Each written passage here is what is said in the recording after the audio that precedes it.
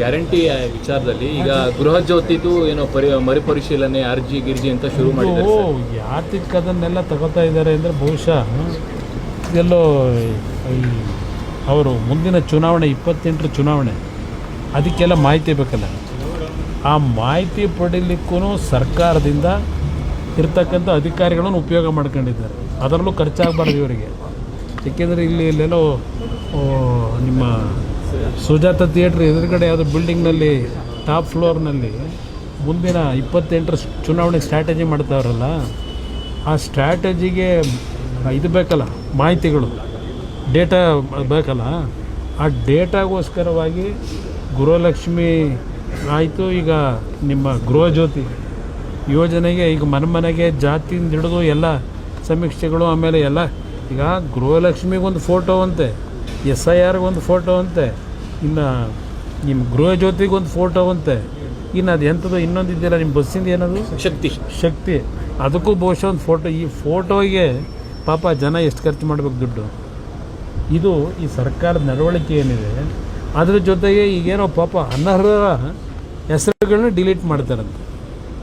ಈಗ ಜ್ಞಾನೋದಯ ಆಗಿದೆ 3 ವರ್ಷ ಆದಮೇಲೆ. 3 ವರ್ಷ ಏನು ಮಾಡ್ತಾಯಿದ್ರು ಅದನ್ನೇ ಹೇಳೋದು. ಈಗ ಪಾಪ ಇವರು ಬಂದ ಮೇಲೆ ಅನರ್ಹರ ಪಟ್ಟಿಯನ್ನು ತೆಗೆದುಹಾಕಿ ಇವತ್ತೇನು ನಿಜವಾದ ಫಲಾನುಭವಿಗಳೇನಿದ್ದಾರೆ ಅವ್ರಿಗೆ ಕೊಡ್ತಾರಂತೆ.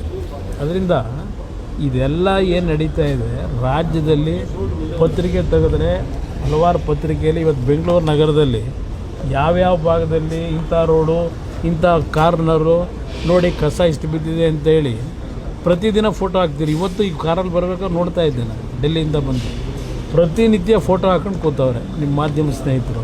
ಅದರ ಬಗ್ಗೆ ಗಮನ ಇಲ್ಲ. ಇಲ್ಲಿ ಬರೀ ಈ ಕತೆ ಹೇಳ್ಕೊಂಡು ಹೊರಟಿದ್ದೆ ಸರ್. ಇನ್ನೊಂದು SIR ಮತ ಪರೀಕ್ಷೆ ನಾವು ಮಾಡ್ತೀವಿ ಅಂತ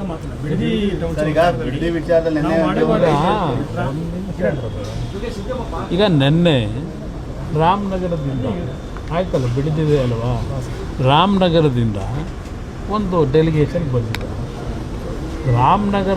ನಗರದ ಅಭಿವೃದ್ಧಿಗೆ ಏನೋ ಒಂದು 770 ಕೋಟಿ ಕಾಮಗಾರಿಗೆ ಒಂದು ಹಣ ಬಿಡುಗಡೆ ಮಾಡಿಕೊಡ್ಬೇಕು, ನಮಗೆ ಸ್ಯಾಂಕ್ಷನ್ ಮಾಡಿ ಅಂತ ಬಂದಿದ್ದಾರೆ.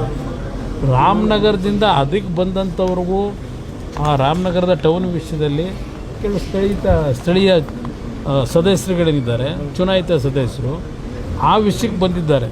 ಅವರೇನು ಬಿಡದಿಲ್ಲಿ ಅದೆಂಥದ್ದು ನಿಮ್ಮ ಟೌನ್ಶಿಪ್ ಮಾಡಿ ಅಂತ ಕೇಳೋಕ್ಕೆ ಬಂದಿಲ್ಲ. ಅವ್ರ ಮುಂದೆ ಭಾಷಣ ಮಾಡ್ಕೊಂಡವ್ರೆ.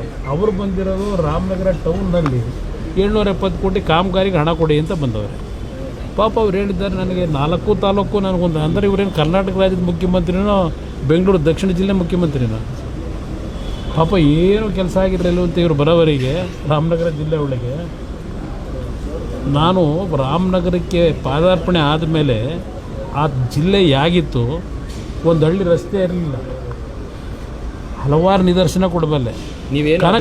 ಕನಕಪುರದಲ್ಲಿ ಕರೆಂಟ್ ಇದ್ದೇನಪ್ಪ, ಕನಕಪುರದಲ್ಲಿ ವಿದ್ಯುತ್ ಶಕ್ತಿ ಇತ್ತ. ಬೆಂಗಳೂರಿಗೆ 53 ಕಿಲೋಮೀಟ್ರ್ ಇದೆ. ಆ ಕನಕಪುರದ ವಿದ್ಯುತ್ ಶಕ್ತಿ ಇರ್ಬೋದು, ಕುಡಿಯೋ ನೀರು ಯಾರ ಕಾಲದಲ್ಲಿ ಆಗಿದ್ದು, ಆಗಿತ್ತು ಅದು ಅಧಿಕಾರ ಇದ್ದಾಗ ನೀವೇನು ಮಾಡಿಲ್ವಂತೆ. ನಾವು ಹೌದಪ್ಪ, ಕನಕಪುರದಲ್ಲಿ ಬಂಡೆ ಹೊಡೆಯೋಕೆ ಹೋಗಲಿಲ್ಲ, ಬಂಡೆ ಹೊಡೆದು ವಿದೇಶಕ್ಕೆ ಸಾಗಿಸ್ತಿಲ್ಲ. ಕನಕಪುರ ಜನಕ್ಕೆ ಏನು ಮಾಡಬೇಕು ಮಾಡಿದ್ದೀವಿ. ಅಲ್ಲಿ ಅಭಿವೃದ್ಧಿಗೆ ಒಂದು ರಸ್ತೆಗಳಿರಲಿಲ್ಲ ನೆಟ್ಟಿಗೆ. ಕೆಲವು ಹಳ್ಳಿಯಲ್ಲಿ ರಾತ್ರಿ ಟೈಮ್ ಏನಾದರೂ ಹೆಣ್ಣು ಮಕ್ಕಳಿಗೆ ಹೆರಿಗೆ ಮಾಡಬೇಕಾದ ಪರಿಸ್ಥಿತಿ ಬಂದಾಗ ಚಿಬ್ಲಲ್ಲಿ ಎತ್ಕೊಂಬರೋರು. ಅಲ್ಲೆಲ್ಲೋ ನಿಮ್ಮ ಕಾರವಾರದಲ್ಲಿ, ನಿಮ್ಮ ಕರಾವಳಿ ಪ್ರದೇಶ ಬಿಟ್ಟುಬಿಡಿ, ಇಲ್ಲಿ ಯಾವ ರೀತಿ ಇತ್ತು 20 ವರ್ಷದಿಂದ.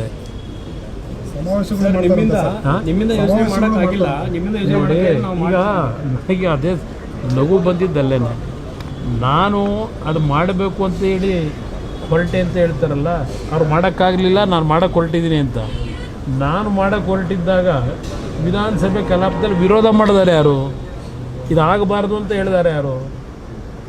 ಆಗ ನಿಮಗೆ ಅದು ಹೇಳೋದಕ್ಕೆ ಅವತ್ತು ಯಾರು ನಿಮಗೆ ಜ್ಞಾನೋದಯ ಕೊಟ್ಟವರು, ಮಾಡಬಾರ್ದು ಇದನ್ನು ಅಂತೇಳಿ.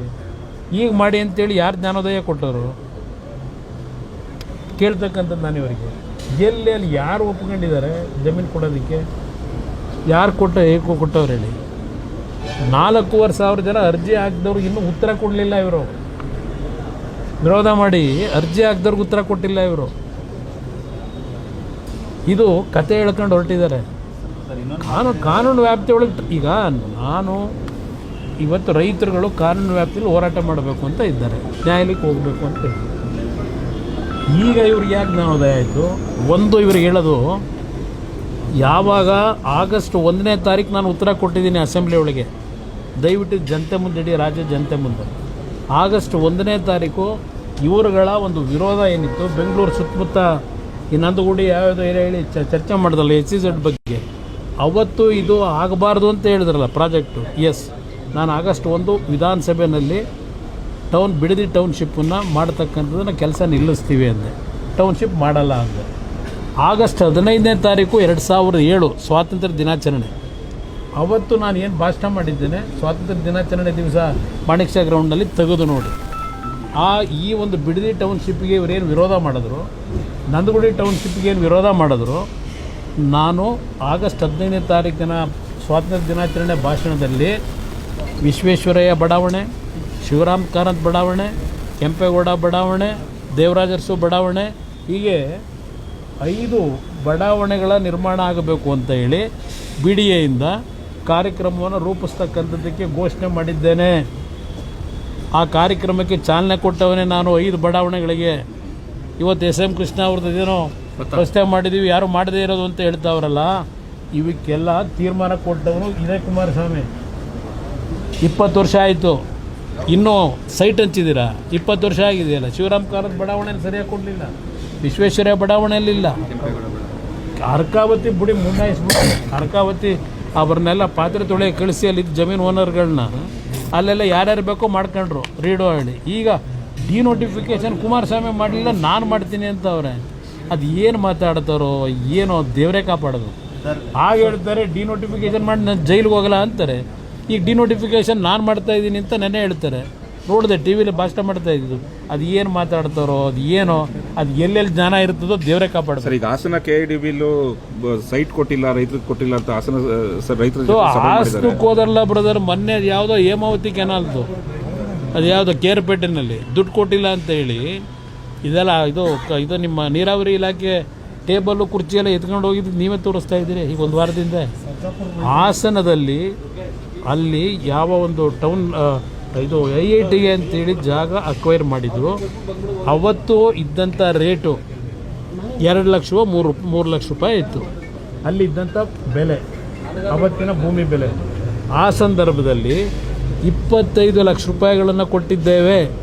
2 ಲಕ್ಷ 3 ಲಕ್ಷ ಇದ್ದಂಥ ಸೈಟ್ ವ್ಯಾಲ್ಯೂಗೆ. ಅಲ್ಲಿ ಬೆಂಗಳೂರಿನಿಂದ ಹಲವಾರು ಜನ ಬಡಾವಣೆ ನಿರ್ಮಾಣ ಮಾಡೋಕ್ಕೆ ಅಂತ ಹೋಗಿದ್ರು.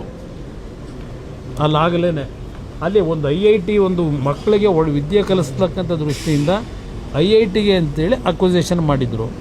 ಇನ್ನು ಡೈಲಿಯಿಂದ IITಗೆ ಆಗಿಂದ ಕೊಡ್ತೀವಿ ಅಂತ ಹೇಳಿದರು. ನಾನೇ ಮುಖ್ಯಮಂತ್ರಿ ಇದ್ದಾಗ ಇವರು ನಮ್ಮ HRD ಮಿನಿಸ್ಟ್ರು ಹರಣ್ ಸಿಂಗ್ ಯಾರೋ ನಮ್ಮ ಹೆಸರು ಏನಪ್ಪ ಅದಿರಲಿ ಅವರು ಕೊಡಲಿಕ್ಕೆ ಒಪ್ಕೊಂಡಿದ್ರು, ಕೊಡಲಿಲ್ಲ. ಆಮೇಲೆ ಬೇರೆ ಬೇರೆ ಏನೋ ನಡೀತು, ಅದು ಇರಲಿ.